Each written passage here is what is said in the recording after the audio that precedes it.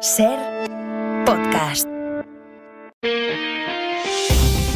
Las 8 de hoy por hoy en Ser Podcast. Hola, muy buenos días. Los pactos definen las políticas, o también se podría decir eso de dime con quién pactas y te diré qué políticas harás. Es muy posible que sin el pacto con Podemos el gobierno socialista no hubiera desarrollado el mismo paraguas social durante la pandemia, que sin la presencia de Sumar ahora algunas de las medidas sociales serían distintas, y la prueba es la pugna que hay ahora mismo dentro del Ejecutivo por algunas de ellas. Sin el pacto con los independentistas no hubiera sido posible, o al menos en este momento, la ley de amnistía. Y así podríamos seguir enumerando desde el pasado más remoto de nuestra democracia hasta ahora: el pacto del Majestic, los acuerdos con los nacionalistas por parte del Partido Popular, hasta el día de hoy o de ayer, cuando uno de los pactos que tiene el PP con Vox establece las prioridades del gobierno de Baleares. En esa comunidad la ultraderecha ni siquiera forma parte del gobierno, no lo necesita. Desde fuera ha apretado las tuercas a los populares para que se plegaran a sus deseos si quieren aprobar los presupuestos, y el PP lo ha hecho. La presidenta balear, Marga Proens, ha cedido a las exigencias de los ultras y, por ejemplo, retira las subvenciones a los agentes sociales, patronal y sindicatos, incluye en los presupuestos una partida destinada a los colegios que segreguen por lengua, o una exención del impuesto de patrimonio hasta los 3 millones de euros. Estas eran algunas de las exigencias de Vox si el PP quería sacar adelante los presupuestos, y todas ellas van a estar en los presupuestos. No sé cuál o cuáles de estas medidas estaban en el programa electoral del Partido Popular, como le gusta afear a Feijóo al PSOE con los pactos con los independentistas, pero lo que es seguro es que ya están en los presupuestos de Baleares. Una serie de medidas que no creo que estén pensadas en beneficio de la mayoría de ciudadanos de Baleares. Los ricos pagarán menos impuestos, los agentes sociales verán reducidos sus ingresos públicos, y la lengua vuelve a convertirse en eje de conflicto. 3 asuntos que destilan de lleno la ideología más ultra y que el PP acepta sin rechistar. Y eso que ayer mismo el presidente del partido, Alberto Núñez Feijóo, había dicho que la democracia no es pactar con los extremos, pues uno de esos extremos le marca las políticas al Partido Popular. Ángeles Barceló. Me alegro mucho que el presidente de nuestro partido en Europa, que el alemán Manfred Weber, le recordase que la democracia no es pactar con los extremos, que la democracia no es pactar con los independentistas, que la democracia no es pactar con partidos herederos de una banda terrorista, que la democracia es dejar gobernar al que gana y entenderse. Vamos a explicar enseguida dónde dijo esto Feijóo. Iremos a Baleares, donde hoy empiezan a debatirse esos presupuestos autonómicos, pero por empezar con lo más inmediato, vamos a preguntarnos por otro pacto que está o debería estar al caer, en este caso dentro del gobierno. Sastre, buenos días. Buenos días, Barceló, porque estamos a hora y media de que se reúne el Consejo de Ministros y la pregunta es qué va a pasar con la reforma del subsidio del paro. Ha sido una noche larga en los despachos del Ejecutivo porque se acaba el tiempo para que los ministerios de Economía y el de Trabajo se pongan de acuerdo en esa reforma del subsidio del desempleo. Es relevante porque 10.000 millones de los fondos europeos dependen precisamente de ese acuerdo. Javier Ruiz, hola de nuevo. ¿Qué tal, Ángeles? Javi, el tiempo apremia. ¿Se sabe algo? Sabemos que la negociación continuaba pasada la medianoche y que los negociadores decían esta mañana puede haber reunión antes del Consejo de Ministros para cerrar el acuerdo hoy. Hasta este punto están en el empeño, con una complicación extra. El desacuerdo de hoy, el del subsidio de desempleo, es el penúltimo en el horizonte. Después, Trabajo, Economía y Hacienda discuten cosas distintas sobre el impuesto a la banca y a las energéticas. Así que, a esta hora, Ángeles, a esta hora seguimos sin acuerdo. Y hay 2 alternativas entre manos en la desesperación casi ya del Ejecutivo.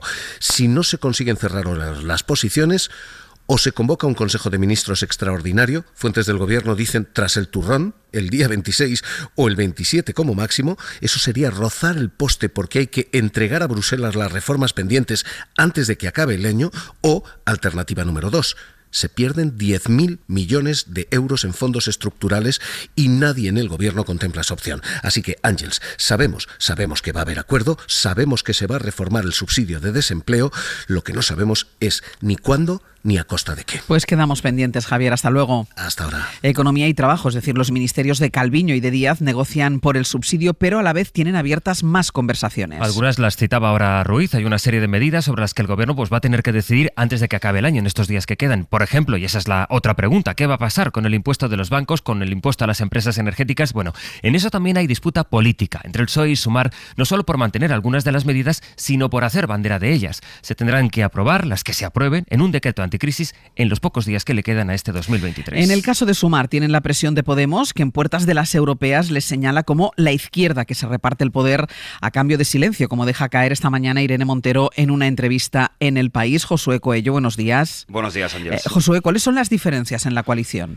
Son diferencias por el contenido de las medidas que incluirá este último decreto del año que se va a aprobar la próxima semana, el llamado escudo social y económico. Sumar ya ha enviado al PSOE un documento con propuestas y su idea es no tocar el grueso de las medidas que están ahora mismo vigentes y como tal se lo ha trasladado a su socio de gobierno. Sin embargo, fuentes socialistas asumen que poco a poco hay que ir retirando algunas medidas ya que la inflación está mucho más controlada, mientras que en Sumar niegan esta posibilidad. Nos hablan de cierta sorpresa por esta versión del PSOE y no entienden que ahora no quieran prorrogarlas. En cualquier caso, ambas partes dan por hecho que este toma y dacas por el decreto será el aperitivo de lo que está por llegar al comienzo del nuevo año, como es la negociación presupuestaria. Y es ahí donde Sumar quiere diferenciarse del PSOE, tener perfil propio muy marcado para arrancar unos presupuestos que sean, dicen, muy sociales. Y todo ello, Ángels, cuando la coalición ya ha mostrado discrepancias en público por la ampliación del puerto de Valencia, y aunque desde Sumar dicen que van a seguir movilizándose en contra, asumen que el PSOE lo sacará adelante con el PP. Josué, gracias. A vosotros. Donde no hay coalición de gobierno, aunque parezca lo contrario, es en Baleares. En teoría gobierna el PP en solitario, aunque ese gobierno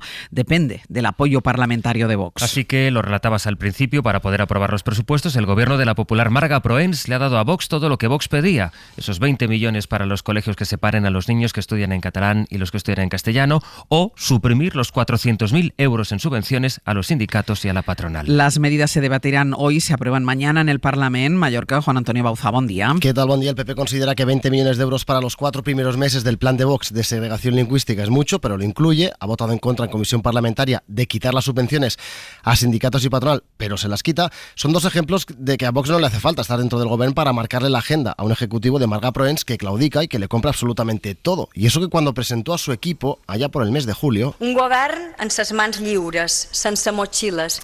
Un gobierno con las manos libres y sin mochilas, decía Marga Proens. Patronal y sindicatos arremeten contra el PP por comprarle, dicen, el discurso ideológico a Vox muy cercano, remarcan al franquismo, Alfonso Rojo, de la pequeña y mediana empresa. Pues el que alguien quiera venir a dinamitar ese diálogo, a evitar esa participación, pues a lo mejor es que está acostumbrado al ordeno y mando. Hay más enmiendas aceptadas, 5 millones para combatir la eutanasia mediante un incremento en las partidas para cuidados paliativos o 1 millón de euros para la creación de una oficina antiocupación.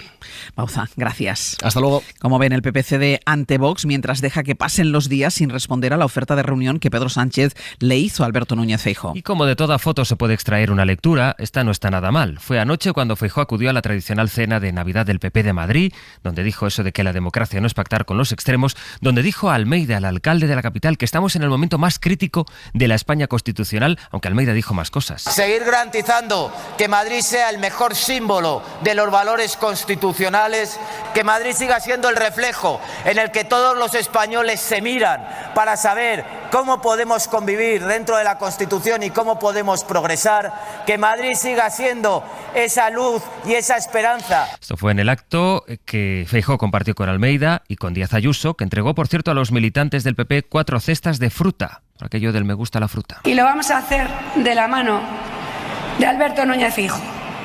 Y por eso hoy tenemos de postre fruta.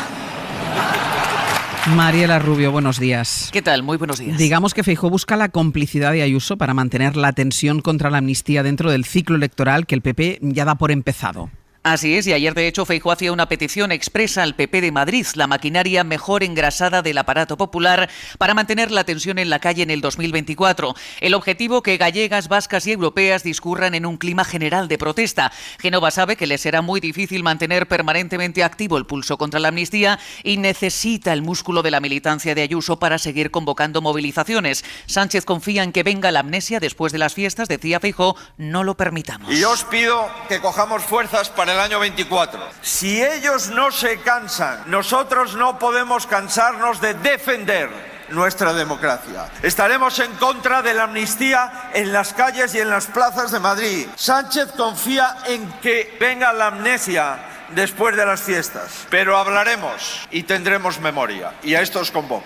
Os convoco en el año 24 a volver a ganar con ganas. Ganar con ganas, decía Feijóo, utilizando el lema de campaña de Díaz Ayuso para dar por inaugurado el nuevo ciclo electoral y con él su precampaña. Mariela, gracias. A vosotros. El PP, que a todo esto sigue buscando que los socialistas, concejal por concejal, se tengan que pronunciar sobre la amnistía en cada pleno municipal, mientras el ministro Óscar Puente defendía así el pacto con Bildu en Pamplona. Es un partido democrático que ha cumplido con las reglas de nuestro país y que tiene todo el derecho a participar de la vida política como el que más. Es como si yo me hubiera manifestado cuando el Partido Popular de Valladolid pactó en nuestra ciudad para gobernar con Vox. Es como si yo hubiera salido a la calle a protestar.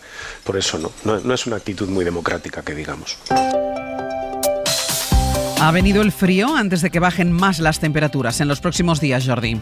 Bajarán donde están siendo más altas estos días, pero donde ahora son muy bajas no lo harán tanto. Por ejemplo, ahora mismo en Burgos 6 grados bajo cero, a las afueras de la ciudad de León 9 grados negativos. Pues bien, aquí los próximos días no serán tan contundentes las heladas, pero igualmente va a hacer frío. Y el día de hoy marcado de nuevo por el sol, un rápido ascenso de temperaturas durante la tarde, al sol ambiente agradable, sobre todo en el Mediterráneo y Canarias. La niebla del Duero y del Ebro acabarán desapareciendo y es que se acerca un cambio. Lo notaremos cuando se haga de noche. En Galicia y el Cantábrico la lluvia va a ganar protagonismo. En el mapa para entender el mundo. La última vez hubo votación, Estados Unidos vetó que se pidiera una tregua a Israel. Esta vez no ha habido ni siquiera votación. Se tenía que reunir el Consejo de Seguridad de la ONU con la propuesta de una tregua sobre la mesa. Y para no votar que no otra vez, pese a las diferencias que empieza a mostrarle ya en público con Netanyahu, Washington ha forzado que se aplace un día esa reunión prevista ahora para hoy. Poco antes de ese aplazamiento, Hamás había publicado un vídeo de rehenes israelíes para exigir un intercambio de presos. El texto que se iba a votar en la ONU no mencionaba a Hamás y pedía textualmente que cesaran las hostilidades. Los diplomáticos trabajan ahora para que en vez de cese ponga suspensión. Corresponsal Sara Canals. Así es, ha sido la postura de Estados Unidos cada vez más sola en este foro multilateral, la que ha forzado a los diplomáticos del Consejo a posponer esta sesión y seguir negociando antes de votar una propuesta condenada al fracaso. Y es que la resolución, iniciativa de Emiratos Árabes Unidos, propone un cese de las hostilidades para permitir el acceso humanitario en Gaza de forma segura. Matthew Miller, el portavoz del Pentágono, asegura que Washington lleva días trabajando para que la resolución salga adelante, pero es una cuestión de lenguaje.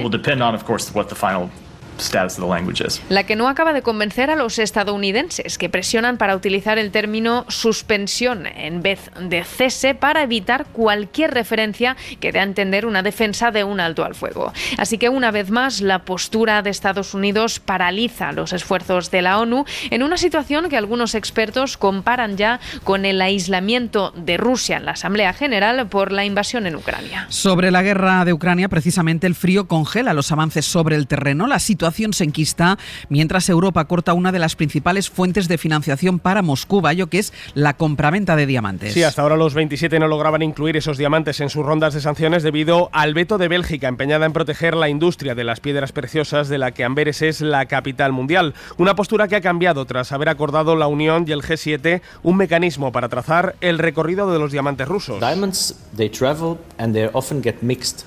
A menudo los diamantes acaban mezclados y resulta muy complicado determinar su origen, explicaba hace unos días a la BBC un investigador belga especializado en minería ilegal. A partir del 1 de enero, los 27 prohibirán la venta, la importación y las transferencias de los diamantes de sangre rusos en un nuevo intento de socavar las finanzas de guerra del Kremlin, que presume de haber sorteado la mayor parte de los castigos económicos que le ha impuesto Occidente en estos casi 2 años de invasión de Ucrania. Pues esto nos da una perspectiva bastante clara, ya que estamos en el mapa para entender el mundo, cómo seguía esa compraventa de diamantes en un mundo en el que, según ha dicho, por cierto, Médicos Sin Fronteras, el número de personas que necesitan ayuda humanitaria para vivir se ha multiplicado por 4 en solo 10 años. Estamos hablando de 400 millones de personas. Y lo peor es que el 40% de esas peticiones de ayuda humanitaria se quedan sin atender.